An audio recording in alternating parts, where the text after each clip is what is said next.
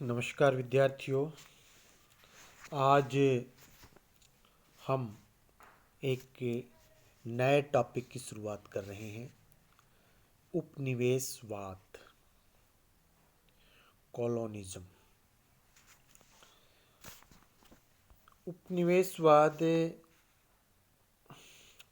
की बात हम करें उससे पहला थोड़ा हम पीछे जाते हैं। जिस उपनिवेशवाद की हम बात कर रहे हैं उससे हम पहले जाते हैं।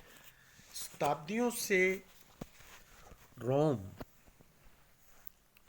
पश्चिमी सभ्यता का केंद्र रहा था, जो कि इटली में है।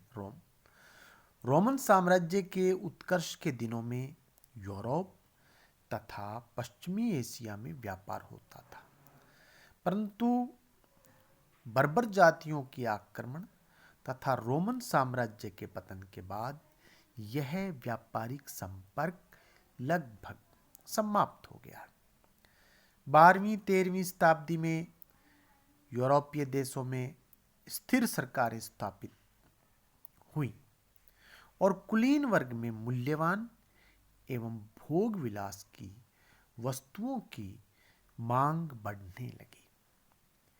इस स्थिति का लाभ उठाकर इटली के कुछ नगरों, विशेषकर वेनिस ने अरब व्यापारियों की मध्यस्थता से पुनः पश्चिमी एशिया से संपर्क स्थापित किया।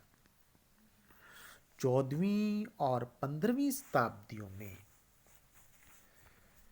यूरोप एवं पूर्व के मध्य वेनिस एक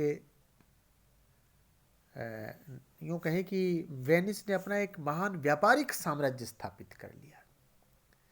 भारत से मसाले, चीन से रेशम, भारत से ही रत्न जवाहरात और बढ़िया किस्म का सूती सामान, फारस की खाड़ी से मोती और मुस्लिम नगरों से लोहे के शानदार शस्त्र एक साथ पूर्वी भूमध्य सागर के बंदरगाह पर, इतना सारा सामान उस बंदरगाह पर आता था। इन वस्तुओं के बदले में स्वर्ण मुद्राओं के अलावा पशुओं के जो चमड़े हैं तथा उनसे निर्मित वस्तुएं, ऊनी वस्त्र, पीतल तथा यूरोपीय देशों से लाई गई अन्य वस्तुएं देकर वेनिस के व्यापारी खूब मुनाफा कमाते थे। पुर्तगालियों को वेनिस के व्यापारियों से बड़ी ईर्ष्या थी, परंतु उन्हें वेनिस वालों को सहन करना पड़ रहा था, क्योंकि वे पूर्वी देशों के मसालों तथा अन्य वस्तुओं के अभ्यस्त हो चुके थे। धर्म युद्ध जो यूरोप में हुए, धर्म युद्धों की समाप्ति के बाद मुसलमानों ने, धर्म युद्ध ईसाई और इस्लाम के बीच हुआ था विद्यार्थियों, की समाप्ति के बाद मुसलमानों ने अपने साम्राज्य के विस्तार की तरफ ध्यान देना शुरू किया। जो जो इस्लाम का विस्तार होता गया, यूरोप तथा पश्चिमी एशिया के मध्य व्यापारिक मार्ग असुरक्षित हो गए और बंद हो गए। यूरोपीय बाजारों में एशियाई वस्तुओं की आवक में भारी कमी आने लगी। 15वीं सदी के प्रारंभ में तुर्कों, जो कि एशिया माइनर में बस चुके थे, तुर्कों ने अपना विजय अभियान शुरू किया, जिसके फलस्वरूप संपूर्ण पूर्वी भूमध्य सागर पर उनका नियंत्रण हो गया और वे वियना के प्रवेश द्वारों के समीप जा पहुंचे। जब सीरिया और मिस्र पर तुर्कों का अधिकार हो गया, तो तुर्कों ने व्यापारिक मार्गों पर इतना अधिक टैक्स लगा दिया कि यूरोपियंस के लिए पूर्वी उत्पादों को मंगाना अत्यधिक कष्टदायक हो गया, क्योंकि महंगा हो गया बहुत ज़्यादा। जो थोड़ा बहुत व्यापार होता था उस पर इटली के नगर राज्यों का एक अधिकार था, और जो स्थल मार्ग थे उन पर तुर्कों का अधिकार था। अतः यूरोप के पश्चिमी देश ऐसे जलमार्ग की खोज के लिए परितनशील हुए जिसके द्वारा वे मुसलमानों तथा इटली के नगर राज्यों पर निर्भर हुए बिना पूर्वी देशों से सीधा संपर्क कायम कर सके। परिणाम यह निकला कि यूरोपीय गुरुत्वाकर्षण बिंदु अटलांटिक महासागर की ओर अर्थात स्पेन, पुर्तगाल, फ्रांस और इंग्लैंड के नवीन राजतंत्रों की ओर मुड़ गया। यहां केंद्रीयकृत राष्ट्रीय राज्यों का उदय हो चुका था। साहसी खोजकर्ता समुद्री यात्राओं के लिए अपने जहाज़ों के साथ, उपकरणों के साथ, गोला बारूद, तोप, बंदूक के साथ सरकार के सहयोग की इन सब के लिए जो साहसी खोज करता थे उनको जहाज की भी ज़रूरत पड़ती थी। जहाज के साथ दूसरे उपकरण जिसका मैंने जिक्र किया, गोला बारूद, तोप, बंदूक, और सरकारों के सहयोग की आवश्यकता पड़ती थी। सरकारी सहयोग के बिना जो साहसी खोज करता है, जो अन्वेषक हैं, जिसमें वास्को डी गामा जैसे लोग भी रहे, उनका जो है उनका कार्य आगे नहीं बढ़ सकता था। अटलांटिक पार और अफ्रीका के समुद्र तट से लेकर इंडीज तक प्रारंभिक समुद्री खोजों में पुर्तगाल और स्पेन अग्रणीय रहे। दोनों देशों में राष्ट्रीय भावना का विकास हो चुका था। दोनों देशों में स्थिर सरकारें थीं। दोनों देशों ने कई शताब्दियों तक आइबेरियन प्रायद्वीप तथा उत्तरी अफ्रीका में मुसलमानों के विरुद्ध सफल धार्मिक युद्ध लड़े थे। मुस्लिम सत्ता को उखाड़ फेंकने तथा उन्हें ईसाई धर्म में दीक्षित करने के लिए पुर्तगालियों और स्पेनियों ने अदम्य उत्साह के साथ प्रयास किए थे। अब दोनों देशों ने अपने अनुभव, धन एवं समय का उपयोग भौगोलिक खोजों के लिए प्रयास उन्होंने प्रारंभ किया। संयोगवश इस समय तक मानचित्र कला, खगोलीय प्रेक्षण, जहाज निर्माण में कई तरह के परिवर्तन आ चुके थे। पुनर्जागरण काल में उन्हें यह जानकारी मिल गई थी कि पृथ्वी गोल है और पश्चिमी दिशा से समुद्री यात्रा के द्वारा पूर्वी देशों की तरफ जाया जा सकता है। अब उन्नत किस्म के बड़े बड़े जहाज़ों के निर्माण की तरफ ध्यान दिया गया और शीघ्र ही अधिक पालों वाले, पतवार वाले जहाज बनने लगे। इतिहासकार डेविस ने लिखा है कि 13वीं सदी के अंत तक यूरोप वासियों ने कुतुबनुमा का प्रयोग करना भी सीख लिया था। इस दिशा सूचक यंत्र के कारण अब विशाल महासागरों में राह भटकने का भय समाप्त हो गया था। इसके अलावा दूसरे उपकरणों में भी सुधार किया गया और अक्षांश और देशांतर रेखाओं का प्रयोग कर अच्छे मानचित्रों का निर्माण हुआ। इन सभी ने मिलकर भौगोलिक खोजों को प्रोत्साहित किया और शीघ्र ही यहीं से ये जो भौगोलिक खोजें हुई, यहीं से नए स्थानों की खोज हुई और उपनिवेशवाद की जो शुरुआत है विद्यार्थियों, भौगोलिक खोजों के परिणाम स्वरूप हुई। अब हम बात करते हैं कि प्रारंभिक उपनिवेशवाद का उद्देश्य क्या रहा, क्या उद्देश्य थे।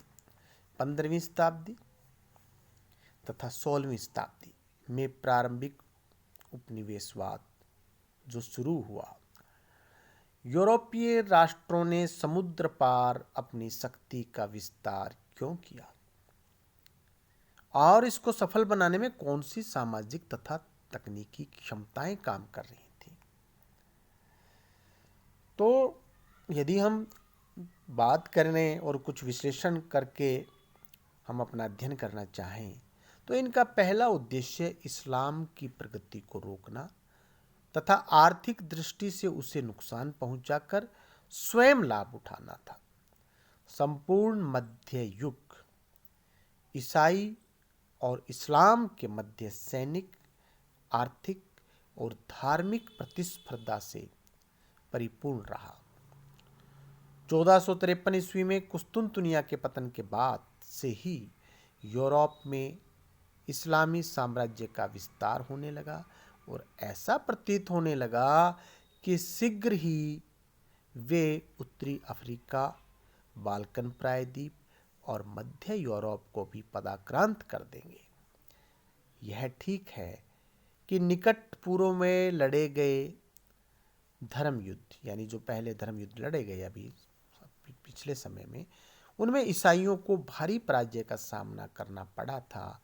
फिर भी पुर्तगाल और स्पेन में धर्म युद्ध की विचारधारा जीवित थी, क्योंकि पुर्तगाल की राष्ट्रीय एकता वास्तव में दीर्घकालीन धर्म युद्धों की ही उपज थी और स्पेन अभी भी धर्म युद्धों से पूर्णतः मुक्त नहीं हो पाया था। पराजित ईसाई शक्तियां अन्य क्षेत्रों में मुस्लिम शक्तियों पर धावा मारकर प्रतिशोध लेने के साधनों की खोज में जुटी थी। इसके लिए वे पूर्वी अफ्रीका या एशिया के अन्य साम्राज्यों के साथ गठबंधन करने का भी सोचने लगे। तुर्कों की यदि हम आय की बात करें तो उनका एक प्रमुख जो स्रोत था आय का, वो पूर्वी व्यापार था।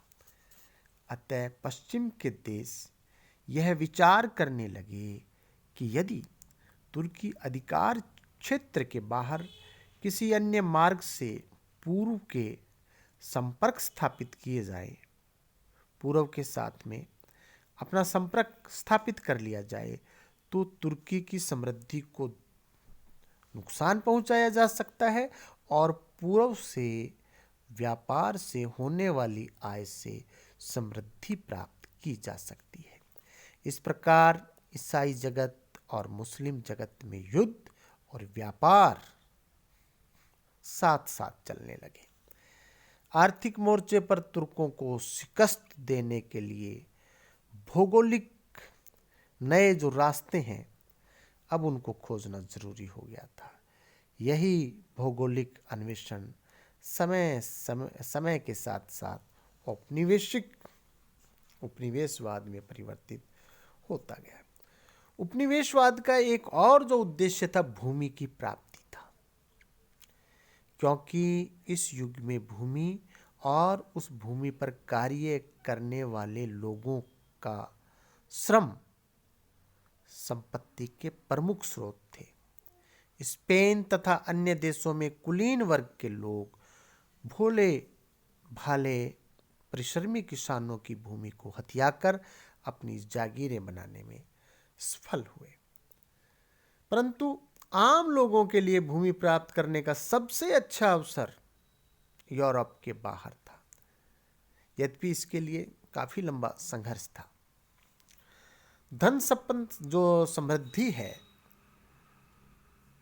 उसको उसको इकट्ठा करने का एक आसान उपाय नई भूमि पर अधिकार जमा कर उसका उपभोग करना था।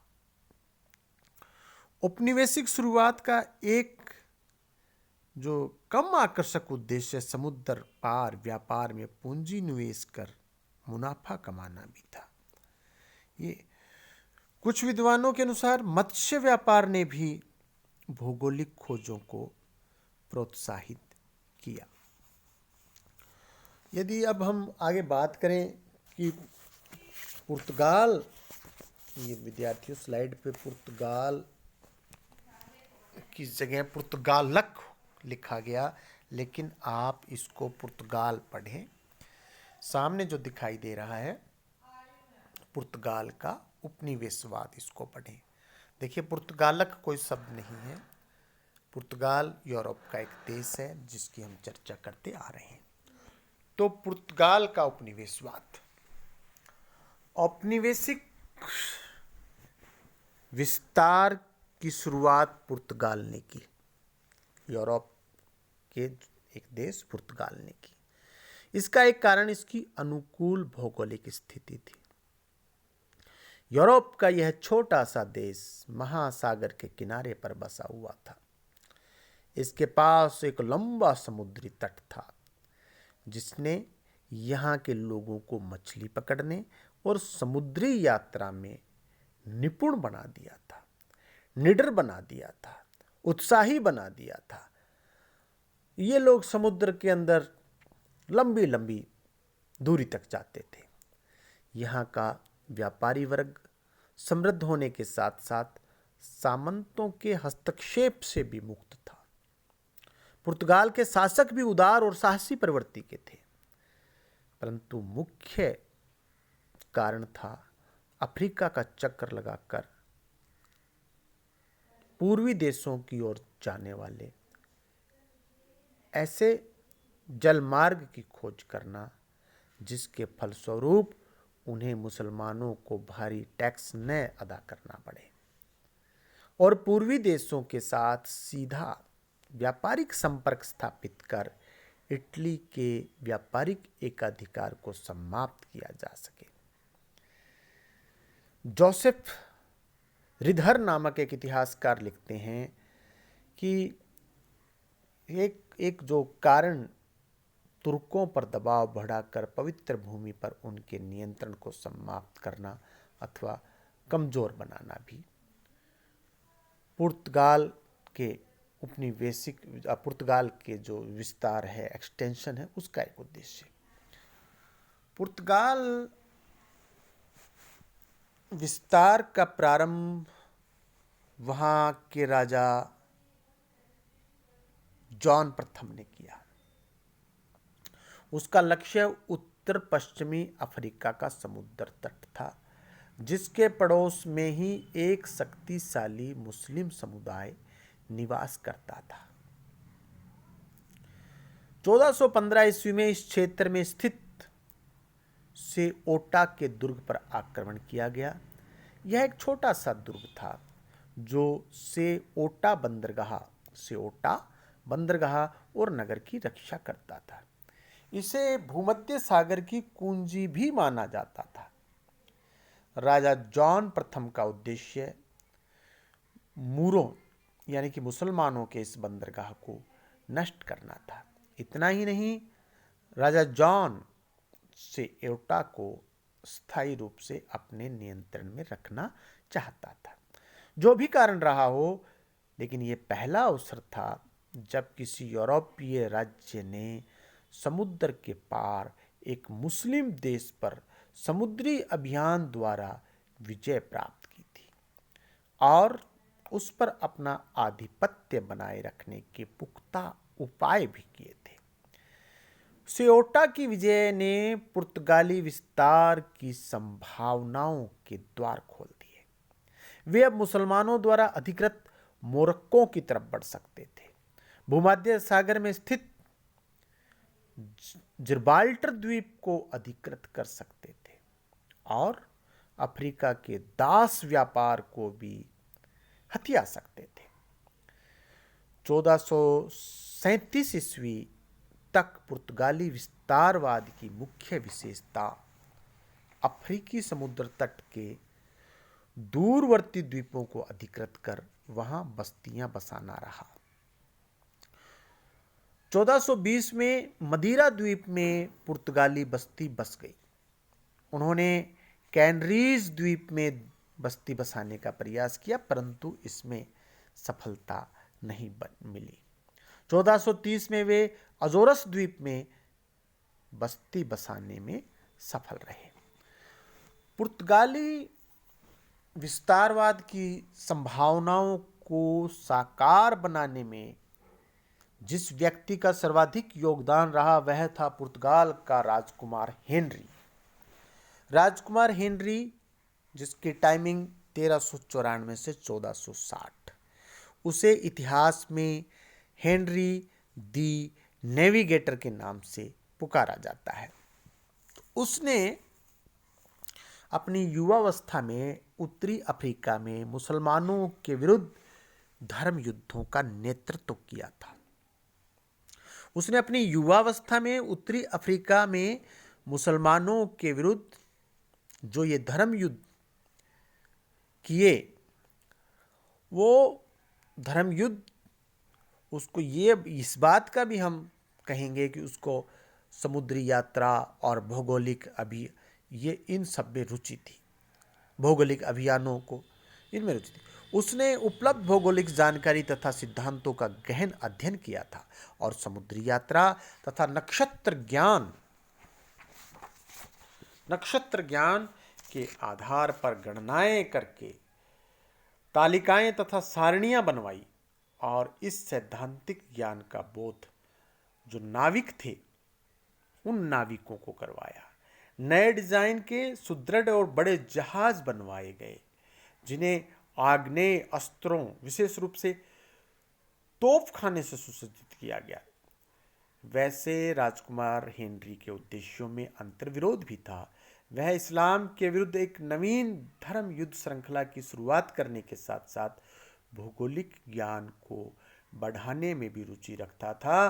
तो मसालों के व्यापार पर एकाधिकार तथा ईसाई धर्म के प्रचार प्रसार का भी वो उसके मन में एक विचार जो है वो उसके मन में रहता था। तो राजकुमार हेनरी के समय में ये कई अभियान हुए, लेकिन उसकी मृत्यु के बाद इस कार्य में स्थिरता आ गई और फिर पुनः जब जॉन द्वितीय यहाँ का शासक बना पुर्तगाल का 1481 में, उसने नए सिरे से साधनों को व्यवस्थित करना प्रारंभ किया और गोल्ड कोस्ट के किनारे एल्मिना में एक किला बनवाया। यह क्षेत्र स्वर्ण व्यापार का सबसे समृद्ध केंद्र था। 1482 ईस्वी में जॉन द्वितीय ने अफ्रीका की दक्षिणी सीमा का पता लगाने के लिए खोजकर्ता हैं उनको समुद्री यात्राओं पर भेजा। प्रारंभिक अभियानों में कोई सफलता खैर नहीं मिली। 1486-87 में बार्थोलोम्यू डियाज के नेतृत्व में एक बड़ा दल भेजा जो समुद्री तट के किनारे चलता हुआ अफ्रीका के दक्षिणी छोर तक जा पहुंचा। 1497 में वास्को डी गामा नामक एक पुर्तगाली नाविक अपने साथियों सहित सामान और हथियारों से भरा जहाज लेकर पूर्वी द्वीपों के खोज में निकल पड़ा। 1498 में वह सीधा उसका अफ्रीका महाद्वीप का चक्कर लगाते हुए सीधा कालीकट तक पहुंचने में सफल रहा। यद्यपि कालीकट में पुर्तगाली सामान को पसंद नहीं किया और स्थानीय हिंदू शासक अरबों के साथ चले आ रहे अपने व्यापार को छोड़ने के लिए तैयार नहीं थे, फिर भी वास्को डी गामा अपने खर्चे से 60 गुना अधिक मुनाफा कमा करके स्वदेश लौटा। अपने अभियान के खर्चे से 60 गुना अधिक कीमती वो असल में माल जो है, विशेषकर काली मिर्च और दाल, ये जहाज़ों में डालकर लौटा। इस यात्रा का महत्व इस बात में है कि वास्को डी गामा ने पहली बार भारत आने के लिए एक जल मार्ग खोज निकाला। इस यात्रा ने इटली के नगर राज्यों विशेषकर वेनिस के एकाधिकार को समाप्त कर दिया और अब अरब व्यापारियों की मध्यस्थता भी महत्वहीन हो गई। 1500 में केब्राल एक बड़े जहाज के साथ भारत आया और लौटते समय तेज हवाओं के थपेड़ों में उसने दक्षिण अमेरिका के ब्राजील तट पर जो है वो पहुंच गया। परंतु कुछ विद्वानों का मानना है कि यह अनहोनी या संयोग नहीं था। पुर्तगालियों को पहले से ही पता था कि इस क्षेत्र में पृथ्वी का कोई भाग स्थित है और वो इसलिए वहां उस तक गया। भारत आने वाले समुद्र मार्ग की खोज ने पुर्तगालियों को भारी आर्थिक अवसर प्रदान किए, क्योंकि हिंद महासागर में ऐसे कोई जहाज नहीं थे जो पुर्तगाली तोपों का सामना कर सकते थे। 1500 ईस्वी में केब्राल के नेतृत्व में जो जहाजी बेड़ा आया था वह कोचीन में एक कारखाना स्थापित करने में सफल रहा था। 1502 में वास्को डी गामा ने मालबारी अरबों को पराजित किया और कालीकट पर भी बमबारी की। भारत के पहले पुर्तगाली वायसराय अल्मोड़ा ने 1509 में ड्यू द्वीप के समीप मिस्री और गुजराती समुद्री बेड़े को पराजित कर मिस्र के और गुजरात के समुद्री बेड़े को पराजित कर यह सिद्ध कर दिया कि तोप खाने से युक्त पुर्तगाली जहाजी बेड़ा खुले समुद्र में किसी भी एशियाई देश को पराजित कर सकता है। अब पुर्तगालियों को एक पर्याप्त सुविधाओं से युक्त नाविक अड्डे की आवश्यकता थी जहां वे रसद प्राप्त कर सकें, यानी कि अपनी खाद्य सामग्री, अपने जहाजों की मरम्मत करा सके और नाविकों की भर्ती कर सके। अतः 1510 ईस्वी में उन्होंने गोवा पर अधिकार कर लिया और ये जो गोवा पर उनका अधिकार जो 1510 ईस्वी में हुआ था विद्यार्थियों, ये अंग्रेज यहाँ से 1947 में चले गए थे, लेकिन गोवा वालों का अधिकार उसके बाद भी बना रहा। और गोवा को कब मुक्त करवाया गया ये हम अगले व्याख्यान में करेंगे। शेष अगले व्याख्यान में। बहुत बहुत धन्यवाद।